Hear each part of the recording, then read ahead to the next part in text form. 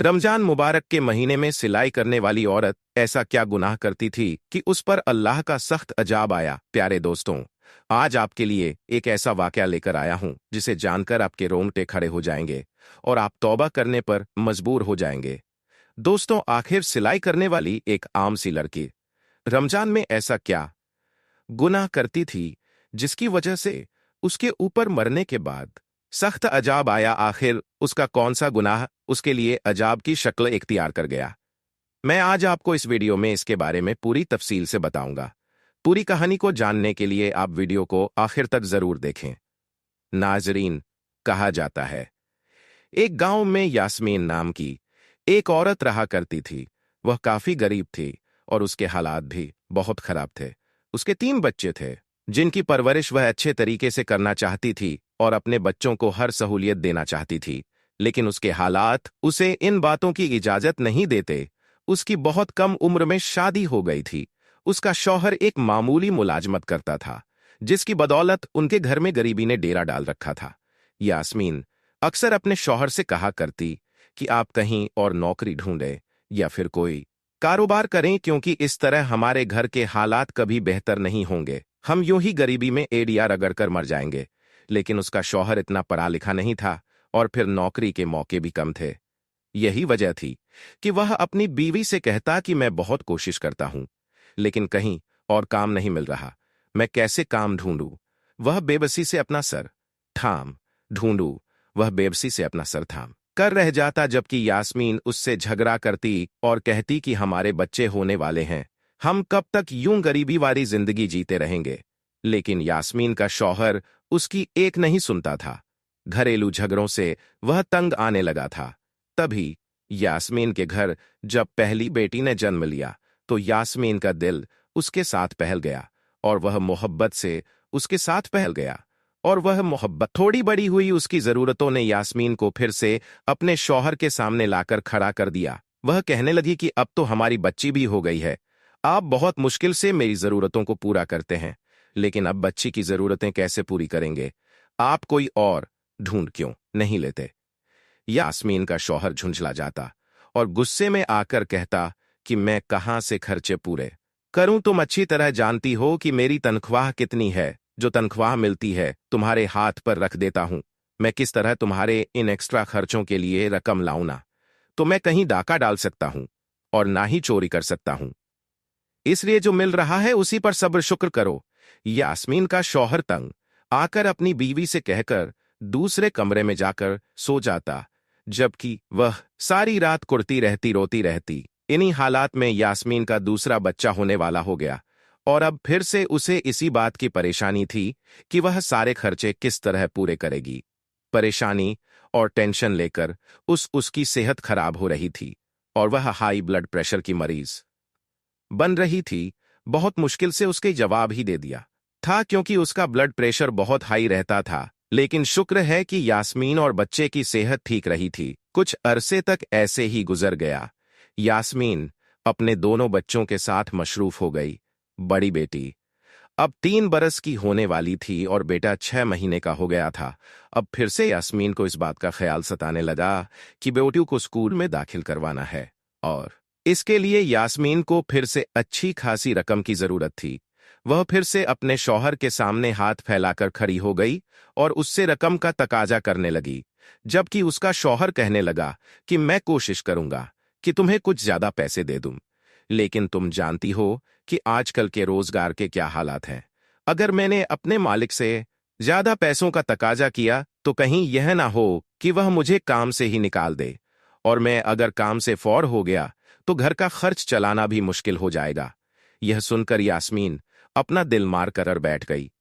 लेकिन उसके दिल में इस बात की बहुत आरजू थी कि वह अपने बच्चों के लिए कुछ करे, उनको बेहतर जिंदगी देने के लिए और अच्छा खाना खिलाने के लिए उसे भी कुछ करना चाहिए। यही सोच सोचकर यास्मीन परेशान होती रहती, लेकिन उसकी समझ में कुछ नहीं आता था।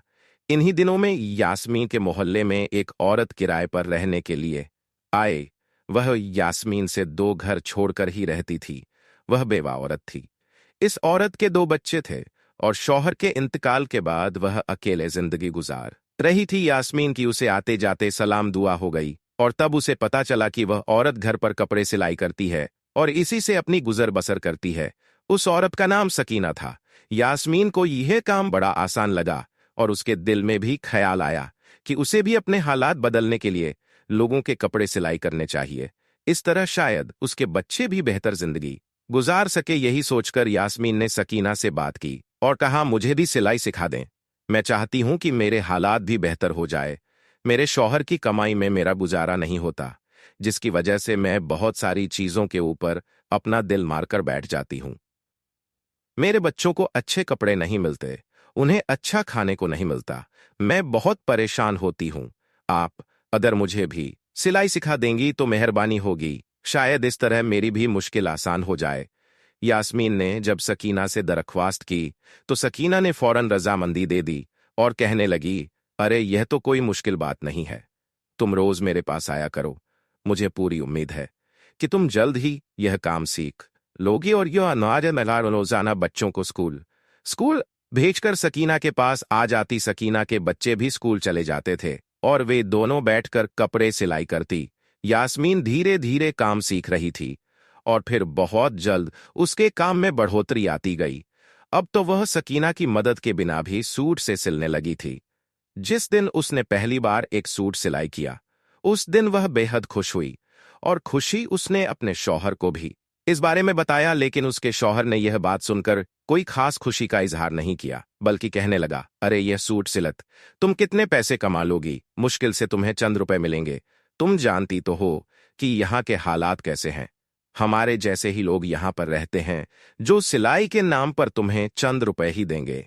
यास्मीन के हर ने उसका दिल तोड़ दिया, जिससे वह चुप की चुप रह गई। लेकिन उसने सोच लिया था कि एक बार हिम्मत करके अपने हालात को बदलने की कोशिश जरूर करेगी। यही सोचकर उसने अब घर में बाकायदा कपड़े सिलाई करने शुरू कर दिए। शुरुआत में उसे बहुत कम काम मिलता था, लेकिन फिर धीरे धीरे जैसे जैसे उसके काम में सफाई और नफासत आती गई, वैसे वैसे उसे ज्यादा काम मिलने लगा। अब तो यास्मीन बेहद मसरूफ रहने लगी थी। वह कपड़े सिलाई करती और अक्सर घर के कामों और बच्चों को नजरअंदाज करने लगी थी। इसी दौरान वह तीसरी बार हामिया हो गई और उसकी तबीयत काफी खराब सी रहने लगी। लेकिन इस दौरान भी यास्मीन ने सिलाई का काम नहीं छोड़ा, बल्कि वह लगातार कपड़े सिलती रहती और बच्चों को नजरअंदाज करके अपने काम में लगी रहती। तीसरी बार यास्मीन के यहाँ फिर से एक बेटी ने जन्म लिया और अब यास्मीन बहुत ज्यादा कमजोर हो चुकी थी। लेकिन इस दौरान भी उसने कपड़े सिलना नहीं छोड़ा। यास्मीन की बड़ी बेटी अब बड़ी हो रही थी। बड़े दोनों बच्चे तो स्कूल जाते थे और उनके सारे खर्च यास्मीन ही उठा रही थी, जबकि उसके शौहर की मामूली सी तनख्वाह में घर का 2 वक्त का खाना पूरा करना ही बहुत बड़ा काम था। सकीना अब यहां से जा चुकी थी, क्योंकि इस घर का किराया बढ़ चुका था और सकीना इतना किराया नहीं दे सकती थी। इसलिए उसने कहीं और एक सस्ता घर किराए पर ले लिया। यास्मीन ने दिन रात मेहनत मजदूरी करके, लोगों के कपड़े सिलाई करके और कस्ते डालकर एक छोटा सा प्लॉट खरीद लिया था। उसका इरादा था कि जल्द ही इस पर एक घर तामीर किया जाए, क्योंकि वह किराए के घर से तंग आ चुकी थी और अब इस झंझट से निजात पाना चाहती थी। क्योंकि उसके बच्चे बड़े हो रहे थे, उनके खर्चे भी उसी हिसाब से बढ़ रहे थे। यास्मीन की आंखों पर अब चश्मा लग चुकी थी और वह पहले से कमजोर हो गई थी। उसे अपने शौहर से कोई लगाव नहीं रहा था। उसका शौहर भी मेहनत और मजदूरी करके रात को थका हुआ आता था और यास्मीन की थोड़ी सी तवज्जो के लिए तरसता था। इसी दौरान रमजान के रोजे शुरू हो चुके थे और तभी एक दिन ना जाने क्या हुआ कि यास्मीन की हालत बिगड़ने लगी। उसका सांस उखड़ने लगा था और वह बेहद कमजोरी महसूस कर रही थी। यास्मीन ने अपनी तबीयत को नजरअंदाज किया और मशीन पर बैठकर कपड़े सिलती रही। लेकिन कुछ ही देर गुजरी थी कि वह बेचैनी से अपने सीने को मलने लगी। ऐसा लग रहा था जैसे कोई भारी बोझ उसके सीने पर रखा है। उसने अपने सीने पर दबाव महसूस किया तो एकदम घबरा कर उठी और पानी पीने के लिए किचन की तरफ गई। उसके तीनों बच्चे अंदर कमरे में सो रहे थे, क्योंकि उन्हें सुबह सहरी के लिए उठना था, जबकि यास्मीन सहरी तक जागती रहती थी और कपड़े सिलती रहती थी। उस वक्त जब वह किचन में आई तो पानी का गिलास हाथ में उठाया और जैसे ही होठों से लगाया, अचानक उसके हाथों से जान निकल गई और वह जमीन पर गिर पड़ी, ना जाने कितनी देर तक। वह इसी हालत में पड़ी रही। जब उसके शौहर की आंख खुली तो वह पानी पीने के लिए किचन में आया और वहां यामीन को जमीन पर पड़ा देख घबरा गया। उसने यास्मीन को हिलाया दुलाया और आवाजें देने लगा, लेकिन यास्मीन की रूह पहले ही अपने आखिरी सफर पर रवाना हो चुकी थी। यास्मीन का शौहर बेहद परेशान हो गया। वह सोच भी नहीं सकता था कि यास्मीन अचानक उसे छोड़कर चली जाएगी। उसने दीवानों की तरह उसे आवाजें दी, लेकिन सब बेकार रहा। यास्मीन मर चुकी थी और इस वक्त मरी हुई हालत में किचन में गिरी हुई थी। उसके शौहर ने बहुत मुश्किल से उठाकर चारपाई पर लिटाया। बाप की चीख पुकार सुनकर उसके तीनों बच्चे भी जाग गए थे। उन्हें तो इस बात की खबर ही नहीं थी कि उनका कितना बड़ा नुकसान हो गया है। उनकी मां इस दुनिया से रुखसत हो चुकी थी, लेकिन वे इस सच्चाई से अनजान थे। जब उन्होंने अपनी मां को मरा हुआ देखा तो तीनों रोने लगे, तड़पने लगे। मां को याद करके उनके आंसू बहने लगे। चीख पुकार की आवाज सुनकर मोहल्ले वाले भी जाग चुके थे और यास्मीन के घर आकर मामले की जानकारी लेने लगे। जब उन्हें पता चला कि यास्मीन मर चुकी है तो हर कोई हैरानी और सदमे में था। यास्मीन का यूं अचानक चले जाना किसी के लिए भी यकीन के काबिल नहीं था। हैरानी हद से ज्यादा थी। यास्मीन के अजीज रिश्तेदारों को खबर दी जा चुकी थी। कुछ ही घंटों में सब लोग जमा हो गए थे। यास्मीन के जनाजे का ऐलान जोहर की नमाज के साथ किया गया था। घर मेहमानों से भर चुका था। मोहल्ले वाले भी यहीं मौजूद थे और यास्मीन की तारीफों में मशगूल थे। हर कोई उसकी अच्छाइयों को याद कर रहा था। अरे यास्मीन तो इतनी अच्छी थी कि उसने कभी अपने हालात की तंगी का रोना नहीं रोया। वह मेहनत मजदूरी करके अपने शौहर का बराबर साथ दे रही थी। दिन रात सिलाई करती और पैसा पैसा जोड़ती थी। वहां मौजूद हर औरत की जुबान पर इसी तरह के अल्फाज थे। हर कोई यास्मीन को अपने अपने लफ्जों में याद कर रहा था। उसके तीनों बच्चे इस वक्त सहमे हुए थे और जैसे उन्हें अपनी मां की मौत का यकीन ही नहीं हो रहा था। यास्मीन का शौहर भी गहरे सदमे में था। मोहल्ले के कुछ लोग उसके साथ हमदर्दी जता रहे थे। वह सिर झुकाए बैठा था और अपनी गुजरी हुई जिंदगी के बारे में सोच रहा था। तभी यास्मीन को गस्ल देने के लिए एक औरत आ चुकी थी और उसे गस्ल दिया जा रहा था। गस्ल देने के कुछ देर बाद सबको यास्मीन का आखिरी दीदार करवाया गया। उस वक्त यास्मीन के चेहरे पर बड़ी मासूमियत थी। ऐसा लग रहा था जैसे वह सो रही हो। कहीं से भी ऐसा नहीं लग रहा था कि उसकी रूह उसके जिस्म से जुदा हो चुकी है। तभी जनाजे को उठाने का वक्त हो गया। 4 लोग उसे उठाने के लिए आगे बढ़े, जिनमें यास्मीन का शौहर भी शामिल था। लेकिन जैसे ही उन्होंने जनाजा उठाने की कोशिश की वे हैरान रह गए। जनाजा बहुत भारी हो चुका था। ऐसा लग रहा था जैसे हजारों मन वजन इस चारपाई पर रखा हो। चारों लोगों ने एक दूसरे की तरफ हैरत से देखा, क्योंकि जनाजा अपनी जगह से हिला तक नहीं था। उन्होंने दोबारा एक दूसरे को इशारा किया और फिर से कलमा ए शहादत पढ़ते हुए चारपाई उठाने की कोशिश की, लेकिन फिर वही हुआ। चारपाई अपनी जगह से हिली तक नहीं, बल्कि ऐसा लग रहा था जैसे बहुत से लोग मिलकर भी इसे नहीं उठा पाएंगे। यास्मीन के शौहर ने बाहर से 2-3 और लड़कों को बुलाया और उनसे मदद करने को कहा। वे लड़के भी आकर जनाजा उठाने लगे, लेकिन अब की बार फिर से वही मामला सामने आया। यास्मीन की मैयत हिल भी नहीं रही थी, बल्कि अब तो ऐसा महसूस हो रहा था जैसे यह मनोवजन की हो गई हो। अब मामला संगीन हो चुका था। वहां मौजूद औरतें आपस में बातें करने लगी। अरे, मैयत इतनी भारी क्यों हो गई? क्या यास्मीन इतनी गुनहगार थी कि उसके गुनाहों का बोझ उसकी मैयत में शामिल हो गया?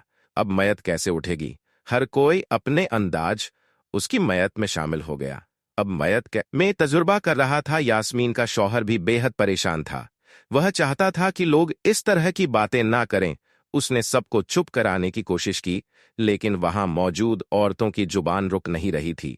सबके चेहरों पर परेशानी थी, क्योंकि किसी को समझ नहीं आ रहा था कि अब मैयत को दफनाने के लिए कैसे ले जाया जाए। तभी मजमे में से एक बुजुर्ग अल्लाह वाला शख्स आगे आया।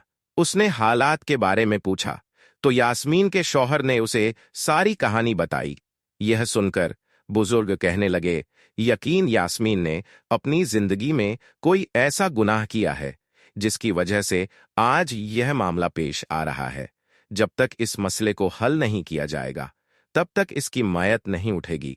याद करने की कोशिश करो कि यास्मीन अपनी जिंदगी में से यह सब हो रहा है। बुजुर्ग की यह बात सुनकर यास्मीन का शौहर सोच में पड़ गया, लेकिन उसे कुछ समझ नहीं आ रहा था कि आखिर ऐसा कौन सा गुनाह हो सकता है जिस पर यास्मीन की पकड़ हो गई थी। यास्मीन के बच्चे भी एक कोने में सहमे हुए खड़े थे। वे हैरानी से कभी अपने पिता की तरफ देखते और कभी सदमे में मां की मायत की तरफ।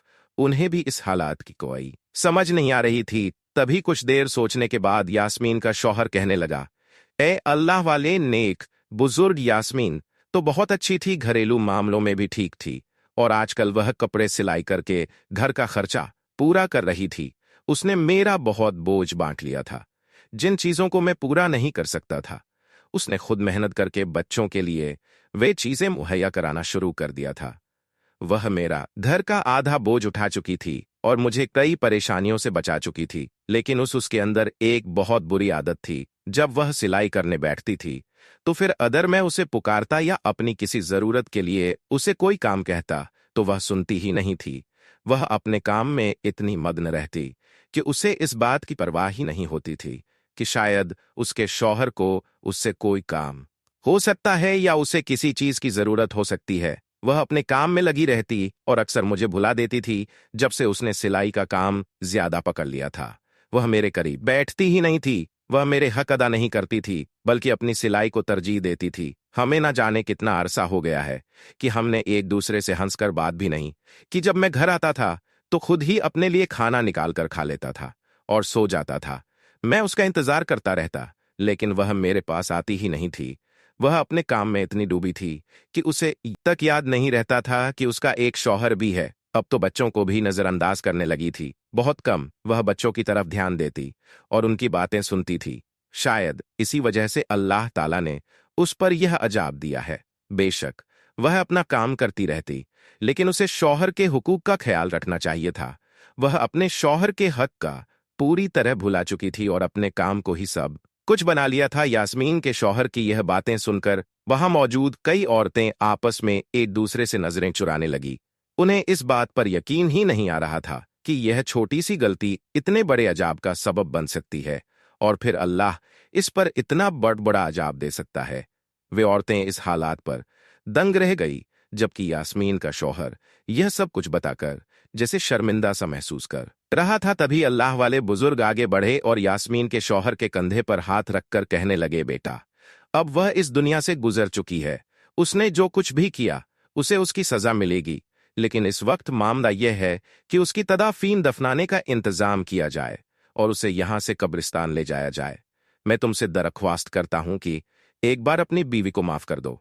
उसने जो कुछ भी तुम्हारे साथ किया, उसकी सारी गलतियों और खताओं को भुलाकर खुले दिल से उसे माफ कर दो, ताकि उसकी मैयत को यहां से ले जाकर उसे दफन किया जा सके। वाकई अल्लाह ताला उसे उस अमल की सजा जरूर देगा जिसकी वजह से उसने तुम्हें नजरअंदाज किया और अपने शौहर को पूरी तरह भूल गई।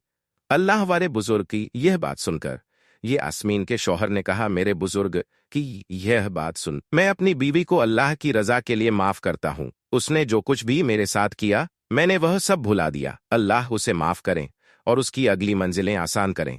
यह कहकर अल्लाह वाले बुजुर्ग ने मुस्कुराते हुए वहां मौजूद सब मर्दों से कहा, ठीक है, अब आप लोग मैयत को उठाए और कब्रिस्तान की तरफ रवाना हो। पहले तो सब झिझक रहे थे कि ना जाने अब भी मैयत उठेगी या नहीं, लेकिन फिर सबने आगे बढ़कर चारपाई को हाथ लगाया तो वह ऐसे उठ गई जैसे फूलों जितनी नाजुक हो।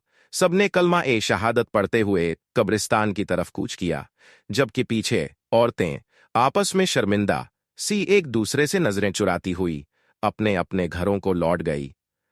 प्यारे दोस्तों, यह आज का वाकया आपके सामने वीडियो की शक्ल में पेश किया गया है। यकीन यह सब खामोश वाकया सुनकर आपके भी रोंगटे खड़े हो गए होंगे और आपने भी बेइख्तियार अल्लाह से अपने गुनाहों की माफी मांगी होगी। इस वाक़े से आपने जरूर कोई ना कोई सबक सीखा होगा।